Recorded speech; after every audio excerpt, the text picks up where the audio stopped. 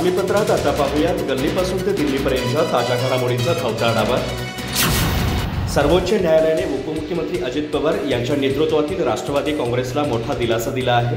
राष्ट्रवादी काँग्रेस शरदचंद्र पवार पक्षाने एका याचिकेद्वारे राष्ट्रवादी काँग्रेसला देण्यात आलेले घड्याळ हे चिन्ह गोठवून त्या जागी दुसरे चिन्ह देण्याची मागणी केली होती, पण सुप्रीम कोर्टाने त्यांची ही मागणी धुडकावून लावली।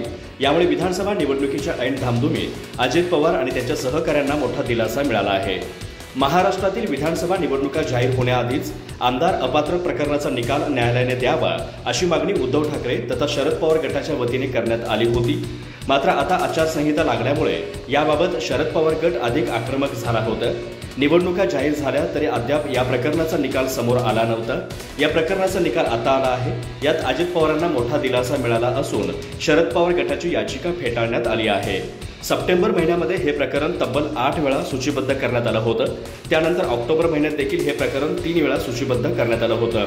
मात्र यातील एकाही वेळी या प्रकरणाची सुनावणी होऊ शकली नव्हती।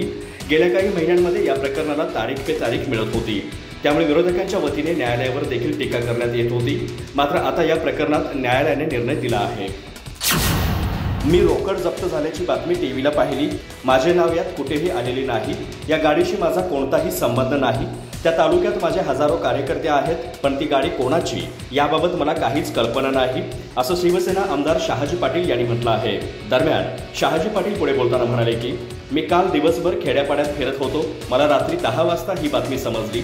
संजय राऊतांची सत्ता गेल्यापासून त्यांना झोपताना झाडं आणि उठताना डोंगर दिसत आहेत। सांगोला म्हटल्यानंतर त्याच्या डोळ्यासमोर फक्त माझा चेहरा दिसतो।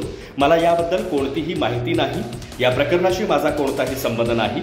शहाजी पाटील म्हणाले की मी रोकड जप्त झाल्याची बातमी टीव्हीला पाहिली, माझं यात कुठेही नाव आलेलं नाही। या गाडीशी माझा कोणताही संबंध नाही। तर अमोल नलावडे हे शेकापचा कार्यकर्ते आहेत। त्यांचे वडील शेतकरी कामगार पक्षाचे पदाधिकारी होते। गेल्या 2 वर्षांपासून तो माझ्यासोबत शिवसेनेचे काम करत आहे।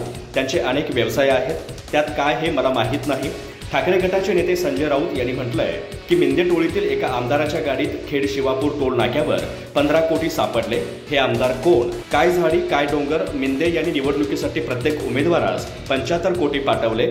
15 कोटीचा पहिला हप्ता काय बापू, किती हे खोके, असा सवाल उपस्थित करत अप्रत्यक्ष शहाजी पाटील यांच्यावर निशाणा साधला आहे।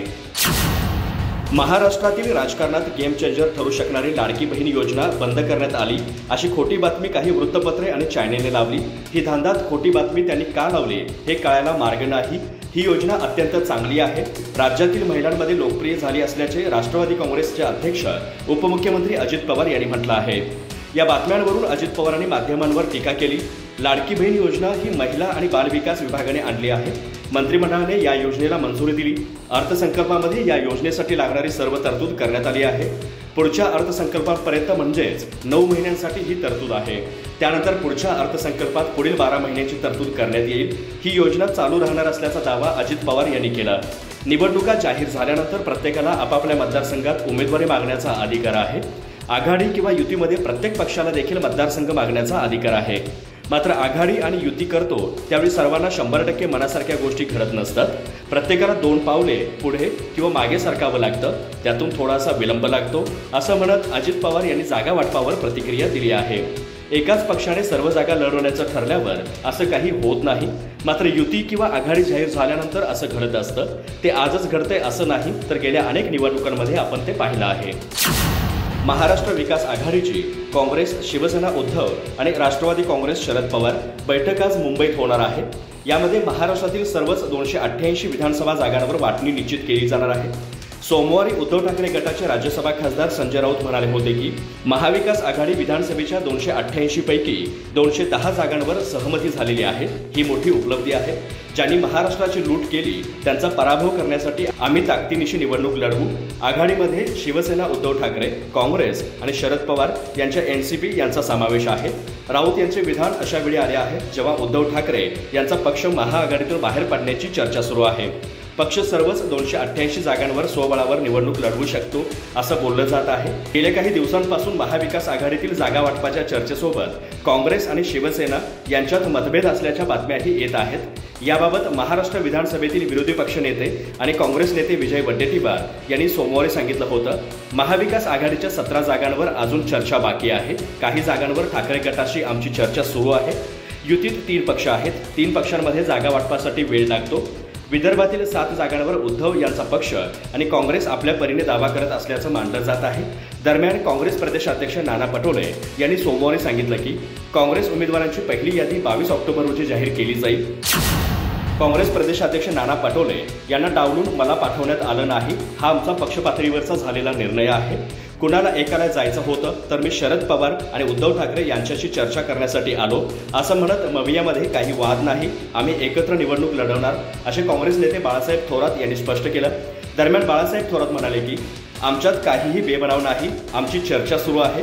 आघाडीत गोंधळ निर्माण करण्यासाठी काही बातम्या पेरल्या जात आहेत, पण गावातील लोकांना सुद्धा हे सर्व समजतं असंही थोरात यांनी म्हटलं आहे.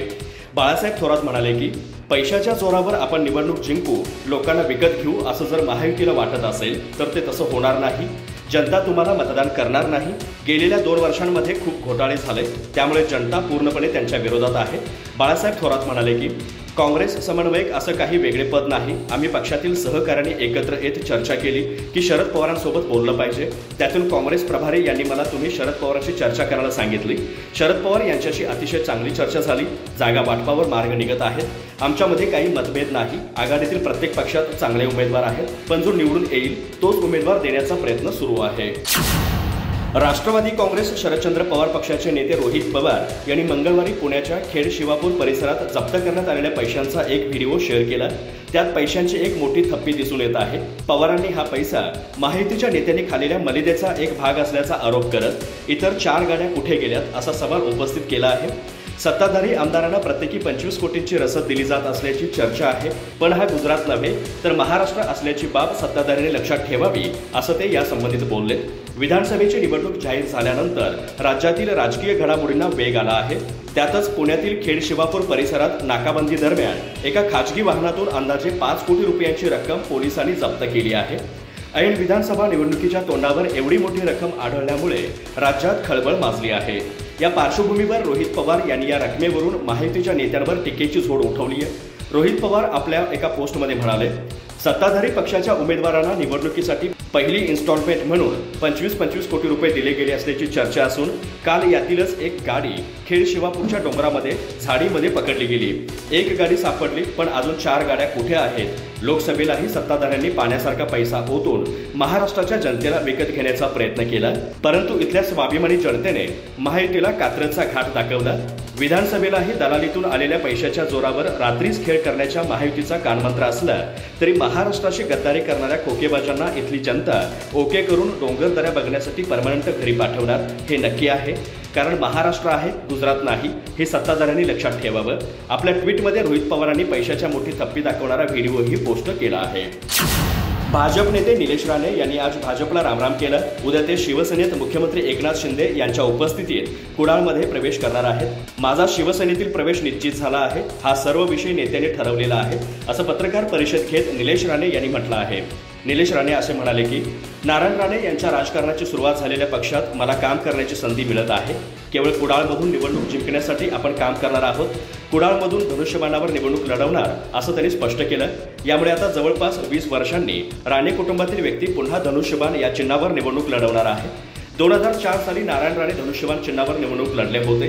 निलेश राणे म्हणाले की भाजपमध्ये मला जास्त शिकायला मिळालं. देवेंद्र फडणवीस यांनी मला कायम लहान भावासारखी वागणूक दिली.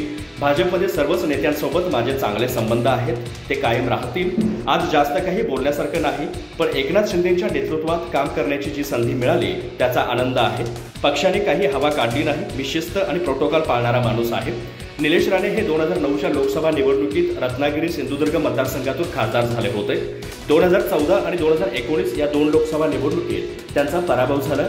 2024च्या विधानसभा निवडणुकीत निलेश राणे हे कुडाळ मालवणमधून लढण्यास इच्छुक आहेत. आगामी विधानसभा निवडणुकीच्या पार्श्वभूमीवर राजकीय पक्षांनी उमेदवारांची यादी जाहीर करण्यास सुरुवात केली आहे. महायुतीमधील भाजप पक्षाने देखील पहिली यादी जाहीर केली. त्यात आता महायुतीमधील केंद्रीय सामाजिक न्याय राज्यमंत्री रामदास आठवले यांनी विधानसभा निवडणुकीसाठी जागांची मागणी केली आहे. यासाठी त्यांनी उपमुख्यमंत्री अजित पवार यांना संपर्क साधण्याचा प्रयत्न केला. मात्र मला एकट्याला भेटून उपयोग नाही असं अजित पवारांनी रामदास आठवले यांना स्पष्ट सांगितलं. जागांच्या मागणीबाबत बोलताना रामदास आठवले म्हणाले, आम्ही 5-6 जागा मिळाव्यात असं पत्र उपमुख्यमंत्री देवेंद्र फडणवीस यांना पाठवलं आहे. तसेच मी अजित पवारांना देखील बोललो की मला आपणास भेटायचं आहे. त्यावर अजित पवारांनी सांगितलं की मला एकट्याला भेटून काहीच उपयोग नाही. मुख्यमंत्री एकनाथ शिंदे आणि उपमुख्यमंत्री देवेंद्र फडणवीस यांना देखील भेटावं लागेल आणि मला 1-2 दिवसात तुमच्या जागा फायनल करू असं सांगितल्याचं रामदास आठवले यांनी सांगितलं. तसेच विधानसभेसाठी कोणतीही जागा आपल्याला सोडता येऊ शकते, यासाठी उद्या 3ही नेत्यांचा वेळ घेण्याचा प्रयत्न करणार असल्याचं देखील रामदास आठवले म्हणाले आहेत. पुढे बोलताना रामदास आठवले म्हणाले, विधानसभा निवडणुकीत महायुतीतील अडचणीत आणण्याची आमची भूमिका नाही. आम्ही समंजस आहोत. आम्हाला महायुतीसोबत राहायचं आहे, पण आम्हाला एकदम दुर्लक्ष करू नये एवढंच म्हणणं आहे. जागा वाटपाबाबत आम्हाला न्याय मिळू शकेल अशी आशा रामदास आठवले यांनी व्यक्त केली आहे.